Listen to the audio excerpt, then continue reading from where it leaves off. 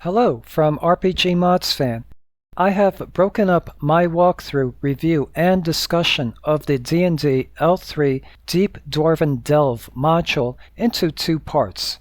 In this first part, I will discuss the player-appropriate portion of the module. Next week, I will release the second part, which is appropriate for Dungeon Masters only. So, without further ado, here is the first part of my walkthrough of the L3 module. Hello and greetings to all you fans of RPGs and of Dungeons & Dragons. This is RPGmodsFan, and in this walkthrough video, I will be reviewing and discussing the Dungeons & Dragons module L3 Deep Dwarven Delve, which credits Len Lakofka as its author.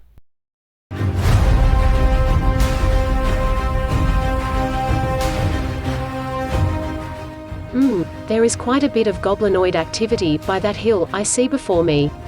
This must be it. This must be the Orc's lair. And this must be where the goblinoid raiders are operating out of. Hopefully, I can get back to the town of Restenford without being spotted. The L3 Deep Dwarven Delve module was published by Wizards of the Coast in 1999. This module was meant for player characters between the levels of 3 to 6. This was the last module written for AD&D First Edition rules by its IP holders. The Dungeon Master will need to do some work to convert it to 5th Edition rules. The module's teaser reads as follows. Your party of stalwart heroes must venture into a lost dwarven mining complex, fighting terrible monsters, bypassing deadly traps, and exploring chambers heavy with dust of ages. Somewhere deep below the surface lies the heart of darkness, a corrupting evil that must be stopped before its influence can spread.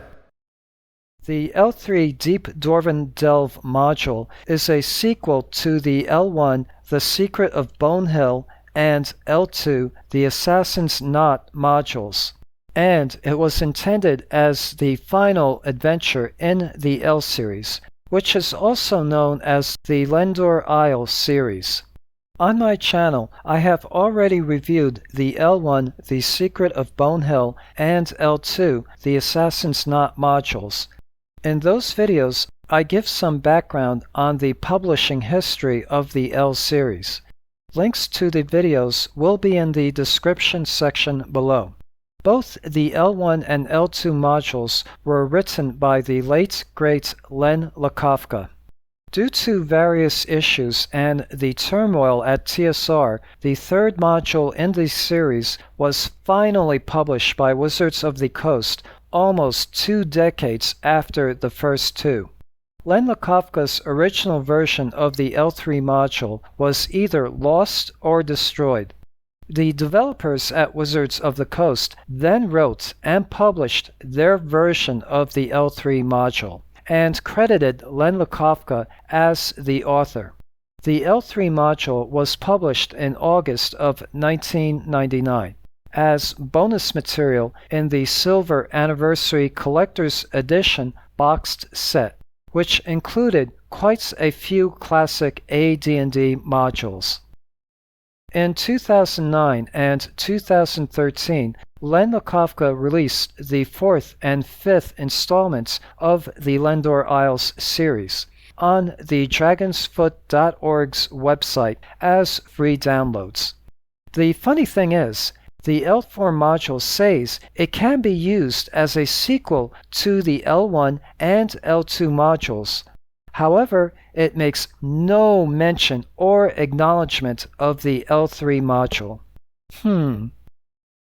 Officially, the Lendor Isles were placed southeast of the Flanass continent in the world of Greyhawk. Since the Lendor Isles is a set of islands, it should be relatively easy to place it in most campaign worlds. The adventure starts as follows.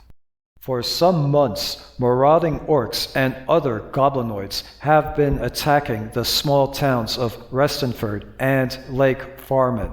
3 days ago, a group of well-organized and equipped orcs, bugbears, and ogres attacked Restenford.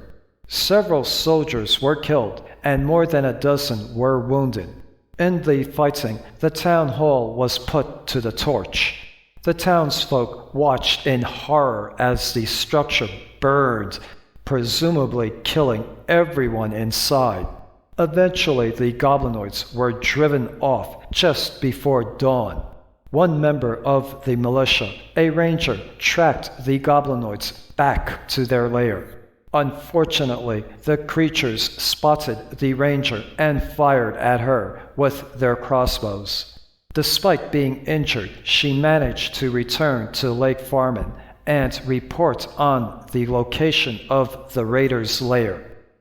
The town councils of Restenford and Lake Farman have put out a call for help to the surrounding lands. Will your group of hardy adventurers answer their call for help? I find one major problem with this beginning. It is almost as if the module assumes the player characters have not played through the L1 and L2 modules.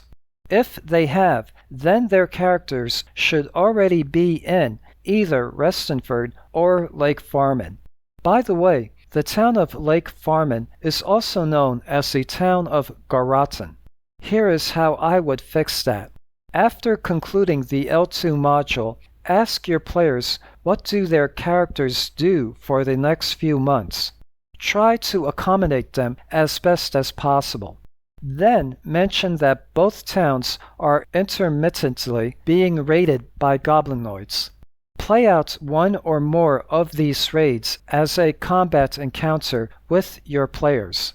Then the local rulers call for aid from the adventurers.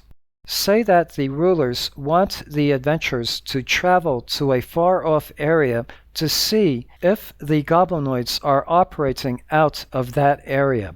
When the player characters go there, they will find nothing.